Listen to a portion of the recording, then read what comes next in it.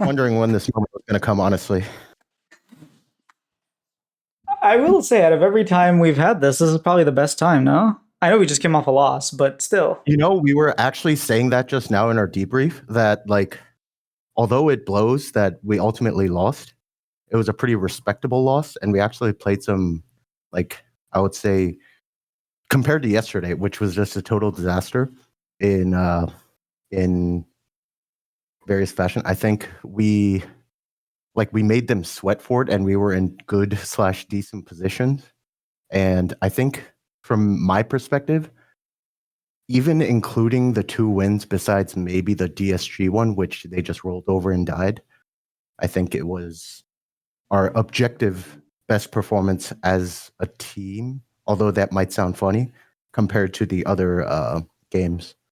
Oh, I agree. That's actually what I came out with. I was like, man, I like what I'm seeing from our team, like the improvement and like the fact that one week you guys will say something like, "Oh, we made mistakes in this," and the next week you're not making that mistake. It's like, "Oh, wow, I'm not used to Mhm. this." Yeah.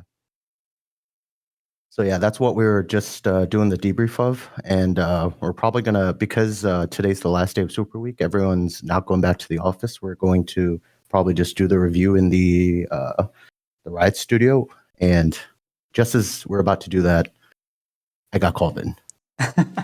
But if Perfect anything, timing, if I I'm guess. going to do an interview with anyone, I'd appreciate this the most than other ones. I'm glad. I'm glad. I wore the Flamengo shirt just for Yeah. you, so um, I guess I'll start off with asking like, how much has Demonte affected this team? Because every team that he joins happens to like be on a positive upwards trend, regardless of like where they started. And just like from your perspective, how much is it like Demonte the split really helping the team like slowly improve? I'm honestly, I wouldn't lie for PR reasons. So what I'm saying it literally that I think he's at bare minimum top three, if not top like one or two of coworkers that I've had to work with in matters of coaches. Because besides of his just objective ability, his strengths covers a lot of my weaknesses. So I actually really enjoy working with him on a coach to coach level. But beyond that, he also has a pre existing relationship with our mid jungle that he doesn't have to go through the like testing the waters to how they interact and how to coach, etc. So he fit right in, and he's also very outgoing. And obviously, he was a pro mid laner for various years, so his game knowledge is also there. So yeah, without going into too much detail, I'm honestly really happy with him. Like very, Honestly, very. I thought you were gonna say like, I'm not gonna lie, for PR reasons. It's pretty much all Seos. Like Seos came in and he revitalized the team, but I didn't expect that much like level of praise. Because like from the outside, he's like a performance coach. Like he's like the everyone I ask about Demonte is like he brings really good vibes and it makes it so much easier to work on the game Mm, yeah. when it's like a positive environment. But then like how much does that actually like translate to, oh, we learned how to play this specific macro concept because we were like more we weren't like tilted. If you asked me 4 to 5 years ago in the beginning of my coaching career, I would have said like vibes or just like communication, whatever, were just a big hogwash and not necessary. And if you just say the right thing, you should listen. And also, this is one of my big weaknesses is that I'm pretty pessimistic in general, and also like low energy and try to be too direct slash negative with a lot of my points when we're talking about the game.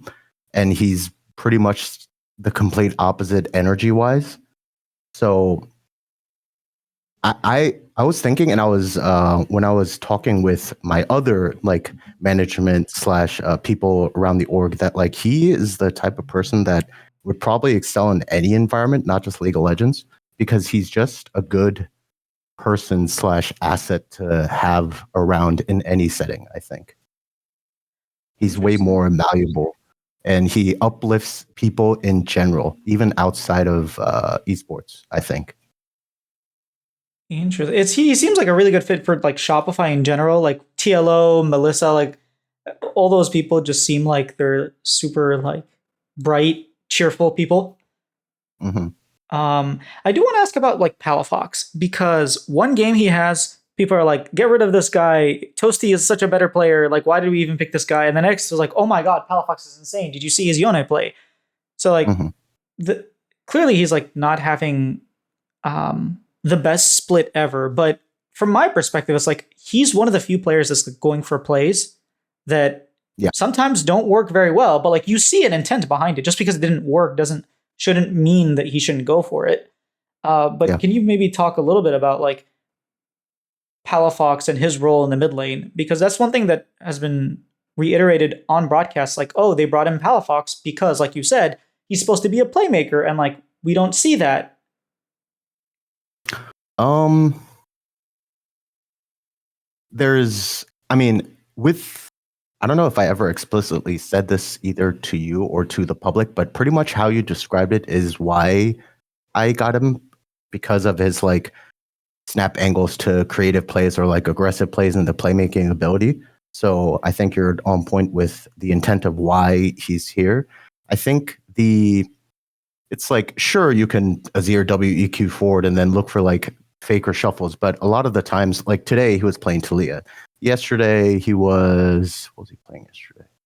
Jace, which is like, he went for it's not like the most flashy champ. So I think the aggressive, flashy aspect depends on a lot of the champs. I think it's still there with a lot of the other champs that if he ever decides to play, like Akali, Yon, etc.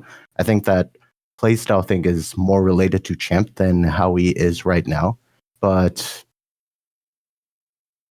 yeah, I don't know how to tie that all together. But yeah, he was brought on for some spicy playmaking ability, but right now with the current champs that we have picked for him, which is normally like Talia Azir, he's more of just the control aspect rather than the spicy aspect, which is going to sound weird, but it's just a lot of these champs are just neutrally good in drafting. So last year we saw a lot of your like kind of flexing on other people with like creative drafting and sort of winning drafts. Even if the team wasn't able to like win the game, you could see the angle of like, oh, the reason they picked Zach here was like Zach Lucian Nami, for example, was a composition that we lost with, but like we were kind of destroying until we made a couple mistakes. Same thing with like the Mm-hmm. Scion mid, or even going previous, like we played Sejuani mid sometimes, and like I think we started AP jungles before AP jungle was the thing. Mm-hmm. Um, this split, it seems like even like go back to week one, we played the same composition twice in a row. We were like, we're happy with the compositions we're going with. Our support plays Alistar Leona, our mid laner plays Azir Talia, and our top laner plays Mbessa Nar, and today Malphite. But like, where's the shift in like mentality of I really want to get advantage in draft to let's play something that we've practiced and comfort with and just go with that? It's not like a full on shift. It's not like we just dropped uh, creative champs, quote unquote, because we want to practice getting better. I don't think it has anything to do with that.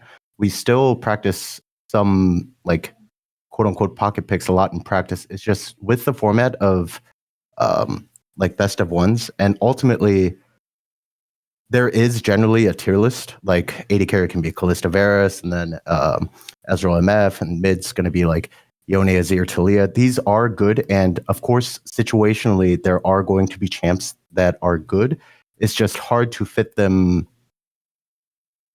especially in a best of one format where there's just a way more convenient answer that we have way more practice on, which naturally leads to a lot more confidence. Okay, I think that makes sense. But hopefully, going It's into like hard to fearless. justify. Like, a specific example would be like people sometimes pick like Xerath into Azir, but it's not like a vacuum answer. It's like more of a thematic answer if you have Xerath with like Ezreal or Jace or like Maokai. And in order to just fit that one champ, like a lot of these like niche counter picks can't be a vacuum answer, or else it would just be basically a straight up answer. So a lot of the times when you have to draft these weird picks, it requires a lot more preparation just to put it in, and it can't be answered one to one. So it's hard to fit it in like draft by draft in each and every game. Yeah, I I know. think I understand like the gist that you're trying to get at. Hopefully with like Fearless, if we get to like best of threes, I know it counts a lot more in best of fives, but even best of threes, if it goes to the third game, you can kind of um, the tier list champions kind of start fading away, and you can actually fit in more pocket picks. That's what I'm Mhm. hoping for. Yeah. And for Uh, the record, like, the guys are very open minded with a lot of the picks. We have tried a lot of different things. I don't know if Malphite counts as one of them, but because it's a pretty well known champ, I think, into Narn, AD jungle, etc. But yeah, the guys are most definitely not just meta slaves per se. Yeah, I mean, Contracts built out the Nefiri was the first Nefiri, and like even this mount, I thought this composition was like phenomenal. I thought like just from draft. I mean, again, I'm like an Emerald player, but I thought from draft like we should have a serious advantage, and it was a good game. So I'm happy with the improvement, and hope that you guys keep up the improvement. You're gonna have to knock out one of FlyQuest, Dig, or 100. I'm hoping it's 100 just because I don't think we won a single game against 100 yet. So I'm hoping Really? we knock out 100. Mm-hmm. All right. Thank you so much for the interview, and good luck. Thank you. All right. Bye. Have a good day.